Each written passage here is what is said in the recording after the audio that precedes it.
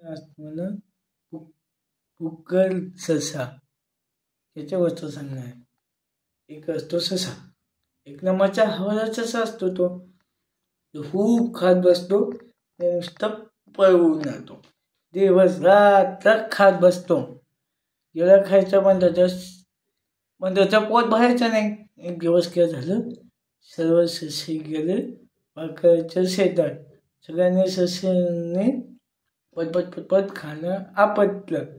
पण आपलं या सस्याचं काही संपेना.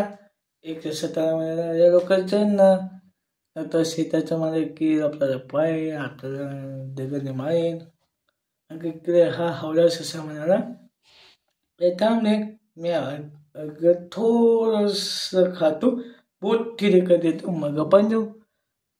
हवला ससा गप्पा गप्पा खावं लागला. तसं तो ससा म्हणाला, हे लवकर आपण ना पाय टेकडीवरनं शेताचा मालिक येताना दिसतोय. मग इकडे हवला ससा म्हणाला, अरे हो रे, पण शेतात नाही आला ना, मग खाऊ दे जरा मला. तो म्हणतो, मी पोट तिथे का देतो, मग पण निघू. बघता बघता शेताचा मालिक शेतात आला. सर्व ससे बदलले. पळा शेताचा मालिक आला. सर्व ससे लांब लांब उडी मारू लागले. आपल्या हवल्या सस्याचे झाले पंचर.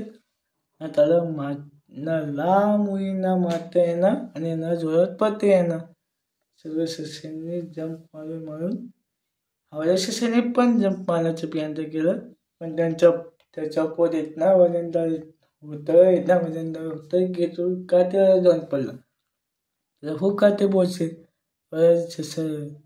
तेवढ्यात शेताचा मालक आता तोचा घेऊन उचलला आणि तो हवला ससाच्या पायाला जाऊन लागला.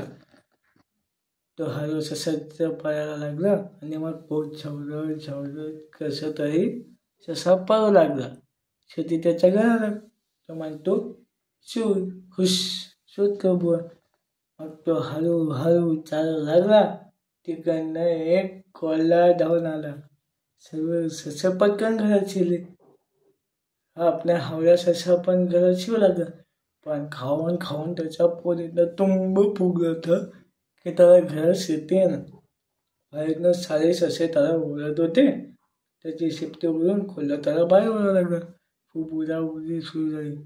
बिचारा ससा ओरडू लागला, रडू लागला. पण कोल्हा काही शिफ्टीच होईना.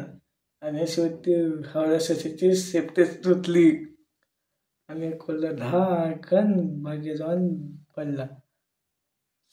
सर्व सस्याने कसं तरी बसवत त्या हवल्या सशाला आज तोडून घेतलं. बिचारा हवला ससा. त्याचं बुक्कल पण त्याला चांगलंच बोलला आणि शिफ्टीच तुटून गेली होती बिचाऱ्याची. अशी होती हवल्या ससा याची गोष्ट.